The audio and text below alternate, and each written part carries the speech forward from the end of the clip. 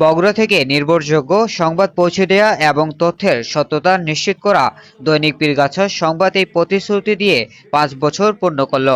আজকের এই বিশেষ দিনে পত্রিকা উদযাপন করেছে কেক কাটা, আলোচনা সভা এবং গরিব ও অসহায় মানুষের মাঝে ত্রাণ বিতরণ।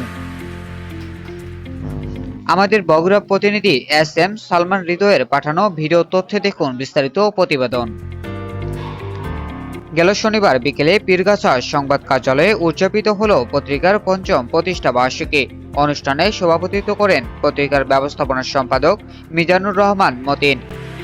প্রধান অতিথি হিসাবে উপস্থিত ছিলেন বাংলাদেশ জাতীয়তাবাদী প্রযুক্তি দল কেন্দ্রীয় কমিটির সিনিয়র সহসভাপতি শহীদুল ইসলাম রতন।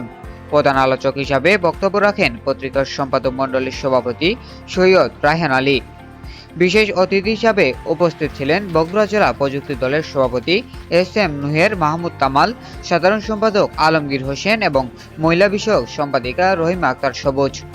অনুষ্ঠানের সঞ্চালনা করেছেন দৈনিক পীরগাছা সংবাদ পত্রিকার প্রধান সম্পাদক সাংবাদিক সালমান হৃদয়।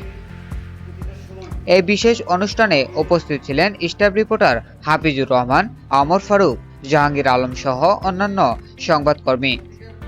উদযাপন শেষে অসহায় মানুষের মধ্যে বিতরণ করা হয় ত্রাণ সামগ্রী, যা মানবিক উদ্যোগের একটি উজ্জ্বল উদাহরণ।